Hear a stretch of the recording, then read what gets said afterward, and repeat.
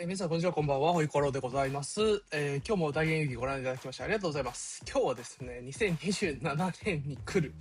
1月に来るロレックスの値上げについて、もう予測していこうかなと思っております。ぜひ動画最後まで見ていただけると嬉しいです。またチャンネル登録、いいねのほどよろしくお願いします。いやー、もうね、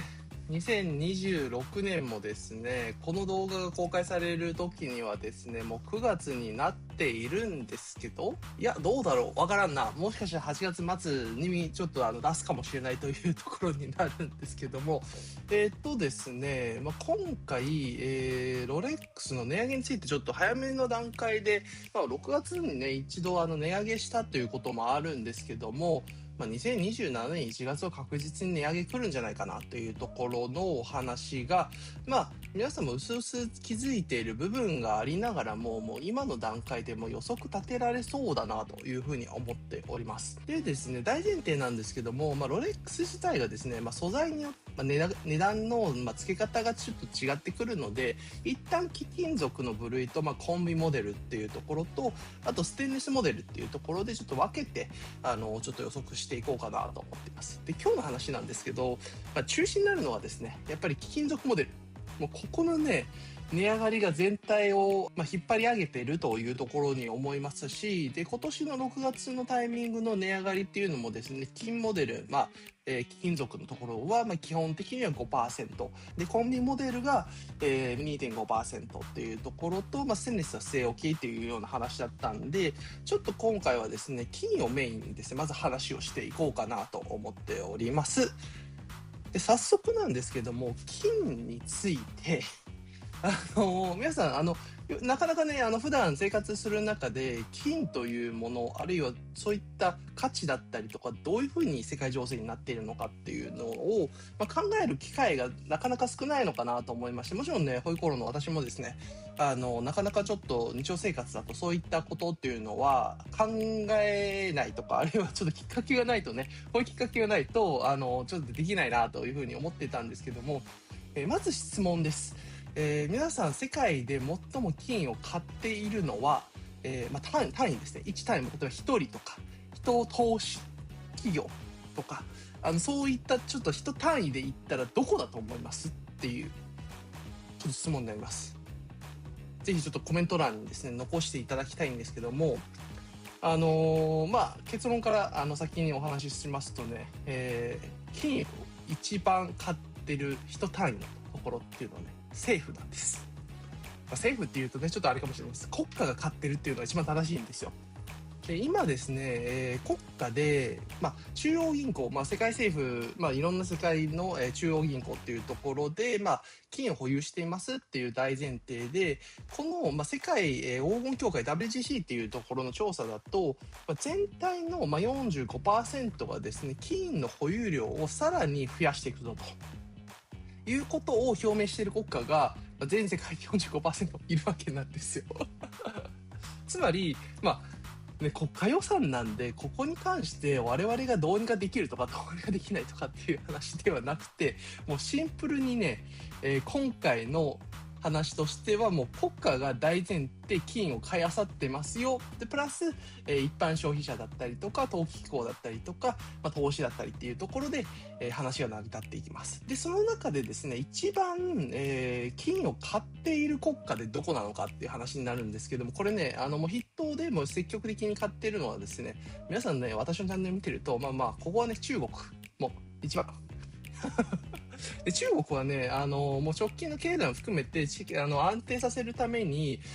対外の、外貨保有に対しての割合を増やそうとしているというところになるんですよね。今 8.9%、約 9% ほどの割合っていう形になるので、もしかしたら、新興国っていう、今中国ね、新興国なのかみたいなところもあるんですけど、それ一回置いといて、そういった経済面で、あるいは下支えさせるために、おそらく 15% 0.5% まで持っていくんじゃないかっていうような、専門家の話もあったりとか、ただですね、もう直近ね、いろいろとこう、世界情勢を見ていくと、それ以上の目標も彼らは持っているんじゃないかなというふうに思ってたりしています。でしかもですね、8月に入ってから中国政府がですね、中国、国内の銀行に対して、投機的な金の投資をやめなさいという話をしているんですよね。で、それで実際にもうそういった投機的なサービスを取りやめるようなそういった法令も含めて、指導しているということになるんですけども、そこにはちゃんと理由もあるんですよね。というのがですね、もう買い漁るにあたってそういった投機的にもう中国もね、個人消費ってすごい金を買ってる方はいっぱいいるんで、そういった投機的なところも一旦抜きにして市場健全性も踏まえながら、買い続けるような、国内の法律あるいはそういった政策として、取り入れているようなところになります。でもう一つなんですけども、それがね意外と皆さんの、知ってる国で言ったらポーランドです。これも世界近年でもトップクラスで積極的に買いに行ってる国というところになるんですよね。でここもですね、国家の、そういった経済っていうところもあるんですけども、ポーランドって地理的に見たら今どういうところになってるかっていうと、ウクライナとロシアの戦争のところなんですよ。そこにね飛び火しなければいいんだけどって言いながらね、いつまで経ってもね、有事的に何かこう考えられるっていうわけではないので、そこを踏まえて、国家としてポーランドがですね今、そういった、備えも含めてですね買いを進めているような形となっております。でこの、政府の話をしたんですけども、なぜこれだけの政府がですね買いに走っているかっていうところになると、大きな原因っていうのはですね、これねアメリカなんですよ。でアメリカはですね今まで、昔というと、あるいは10年前まではなんですけども、世界の平和のために、いろんなね約束も守りながらやってるんですけどもね、もうちょっとね大統領さんがですねなかなかちょっとね破天荒な方っていうことになりますので、皆さんがですねそうやって、一つの国として見ていった時に、昔より信頼度は高くないよねっていうところと、多くの国家っていうのをですねアメリカの債券を買ってたりとかするんですよ。でこれがですね一番リスクっていうところになって、これ日本にも関わる話なんですけれども、米国債券を買い続けることによって万が一何か起きた時っていうのはアメリカ政府ってそれ差し押さえするんですよ。怖くないですか怖くないですかっていうか、これね日本でもそうなんですけど、日本でも何かあった時に差し押さえとかそういったこともありますし、中国でもあるしヨーロッパでもあるんですけど、アメリカがもしこれを差し押さえになってくると、過去20年前とか30年前から平和の世の中の時代っていうところになるんですかね。そこから買い付けてた皆さん、国家がですね一斉にアメリカに凍結されるんですよ。つまりもうアワーパーみたいな感じになるんですよね。なんでそれに債券というものはですねあくまでも紙切れみたいな形だと何かあった時にはねなっちゃうので、それを踏まえて金の保有量あるいはそういったリスクを伴う地域の国家っていうのはもうどんどん買い進めているようなところになります。なんでですね、ちょっと直近ね金価格が下降傾向にあるんですけれども、そもそも多分こういった、45% 国家が引き続き買い進めていくというところを、考えみるにですね、向こう2、3年っていうところで言ったら金の価格っていうのはですね、一時下降だったりと調整は入るんですけれども、引き続き高値あるいは、高いところをさらに目指していくようなそういう流れになってくるんじゃないかなというふうに思っています。でですね、問題はじゃあロレックスのね時計にどれだけこれ価格反映されるかっていうところになるんですけど、ロレックスの価格反映っていうのはですね、いくつも要素はあるんですけど、大きく3つあるかなと思ってます。1つ目はですね、さっき話をした金の価格の原材料っていうところの高騰だったりっていうところがまず一つあります。で2つ目はですね、実際の職人の部分、これ人件費高騰している世の中になるんで、意外と企業としてはやっぱりこの、ヨーロッパ企業なんで、その人件費っていうところは必ず高くなってくるんじゃないかなっていうところで、もう一つは日本とフランスっていうところで、スイスフランあるいは外貨っていうところで為替レートっていうところが大きく3つ入ってくるかなと思っています。金はね、さっき話した通り、高いところあるいはさらにちょっと上昇する可能性は十分今ディテールとして揃えているというような状況にはなるんですけれども、じゃあ人件費っていうところに関してなんですけども、基本的にあそこはね、もう皆さんがご存知の通り、職人を育てたりとかそういったことをちゃんとやられてるところになるんで、そこはですね、下がることは絶対ありえないし、むしろ、ヨーロッパの福利厚生も含めて、スイスなんでね、そこは、上がっていくでしょうっていうところになります。で、問題はですね、為替レートなんですよね。で、為替レート、もうこれね、過去動画でもいくつかね、例えば、米ドルに対して日本円の、日米の、介入がありましたってなった時に、私の話だと、ちょっとこれ多分160円の防衛戦みたいな形になるよねっていうところで、140、まで下がるってこともないし、合格ラインで150とか、もうすごくいいって言ってくると145まで下がるっていう形を予測したんですけど、ただ現状をね動画上げた後にでもですねこう見たところ、これに関しては多分160円防衛ライン、場合によってこれ回りきれへんじゃないかみたいななんかそういう話にもなってきてるなと思いながら、ちょっと様子を見ているんですけども、そうなってくるとさらに円安って進んでいくわけなんですよね。でなった時にこれ、金額価格上がる、人件費も上がる、為替レートもさらにちょっと現状維持、あるいは、安くなってくる、日本円安っていう形になるんで、これはですね、全部がですね、こう金額、設定金額がですね上がっていくというような、話につながっていると私は思っています。正直のところあんまりこう値上げされるとね、金ムクモデルなんてねもうすごいわけじゃないですか。もともと値段がね今平均して7、800万ぐらいですかね。それが値上がりしてくるともう本当にいよいよもう全部のモデルがですね1000万あたりを回遊するような、そんな価格帯になってきますので、それが正解かどうかっていうのは一旦ちょっと置いといてなんですけども、年内ですねやっぱりその金ムクモデル欲しいとか、あるいはロレバラしている方っていうところでさらにね定価が上がっていくってことを考えていくと、早いタイミングで完走を目指していくっていうのがいい選択肢なのかなというふうに思っております。じゃあですね、実際にこれに関してどれだけの、値上がりしていくかっていうところに関して、ちょっとね、これ、2017年1月と言わずにですね、もしかして2028年までずっと上がり続けるっていう話になるんですけど、27年が一番ちょっと高いんじゃないかなっていう話をしていければなと思ってます。というのがですね、時計を作るっていうところに対して、工程って絶対かかるじゃないですか。例えば金を溶かしていろいろと18K なんで、そこに関しては混ぜたりとかいろいろとしたりとかすると思うんですけど、そこに関して作業時間っていうのは絶対かかってくるんですよ。これをじゃあ最短としてじゃあ1本できるのに半年っていうことを考えていったら、この2027年の1月の半年前って6月7月なんですよ。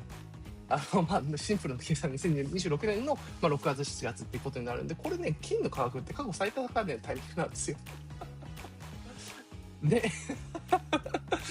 6月にね1回値上げしたけども、2027年1月っていうのも過去の仕入れ状況とか考えると、金の最高値っていうことを考えた時にはこれはねもう値上がりしかないということになるんで、私のね考えでいくと、8% 最低上がるんじゃないかなっていうところはあります。でトップがですねこれ2桁考える、超えることは全然ありえるなというふうに思っていて、最大で 12% 前後ちょっと上がるんじゃないかなというふうに思っております。もちろんですねこれに関しては、企業判断になるので低くなったりとかするかもしれないんですけど、とはいえですね、現状として多分そういった、形になってくるんじゃないかなというふうに思っています。続いて、ロレゾールコミモデルの金額についてなんですけど、割とね、皆さんちょっと気にしてみたことあるのかわかんないですけど、ロレゾールって金結構少ないですよ。その時計本体にはもうベゼルだけみたいな。それでこそデイジャストもそうかとかだと分かりやすいかな。ベゼルだけブルデットとかね金になってたりとか、あるいはほとんどねベルトにこの金を使われてるから、ここはね意外と据え置きの可能性もあるけど、でもそんなわけないか。そんなわけないから、ちょっとホイコーローとしてはですね、ここ 3% 前後から、4% 絶対上がるんじゃないかなと思ってます。高ければちょっと 5% ぐらいいくかもしれないし、これが仮にですけど、もしその金属モデルが10% 超えてきたら、ここは確実に5、6% とか場合によって 7% ぐらい上がるんじゃないかなと思ってます。なんで意外とちょっとね、今年のね、年末過ぎて2027年1月というところの値上がり率って言ったら、ちょっと一貫ここはね、中間取って 7%。7% もだいぶでかいですけどね。そこをね、ちょっと一回見ておいた方がいいんじゃないかなと思っております。で、最後にですね、もう皆さん大好きステンレスモデルというところになるんですけど、ここはですね、必ず上がりましょうっていうところで、上げましょうっていうところになるんですよね。っていうのが、もう6月はもうここは据え置きっていう形になるんで、仮に10%以上金額モデルが上がったら、ここはもう 5% 上がるというふうに思った方がいいと思います。で、1年間黙って、で、そこに対して、人気も引き続きデートナを中心に、上がり続けているので、ここは 5% という形になっていくんじゃないのかなというふうに思っております。ということでですね、もう今日の動画に関してはですね、もう多分日本で一番早いんじゃないですかね。もう2027年1月もね、もう早すぎるな、これ早すぎですね。ちょっと早すぎかもしれないんですけども、ちょっと直近のですね、いろんな金融だったりっていう情勢だったりっていうところ、金価格っていうところを踏まえていくと、ロレックス正規店価格、値上がり必至、しかもそれがですね、もしかしたら過去最大幅の可能性も十分ある。場合によっては、貴金属モデルに関しては、2桁パーセンテージで上がる可能性もあるんじゃないのかなというお話をさせていただきました。そうですね、皆さん、値上がりはね、これね、喜ばしいことで喜ばしくないこと両方出てくるんで、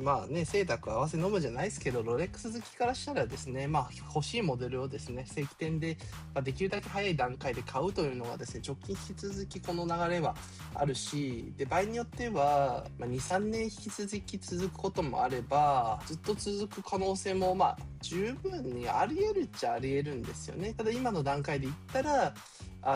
スピード的にめちゃくちゃ値上がりする情勢、国際情勢含めての部分になるので、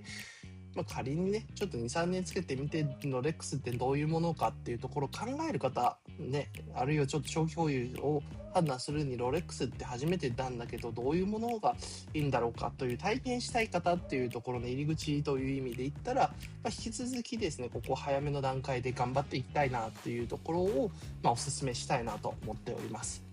本日の動画は以上となります。動画を気に入っていただければですね、チャンネル登録またはいいねのほどよろしくお願いします。それでは次の動画でまたお会いしましょう。バイバイ。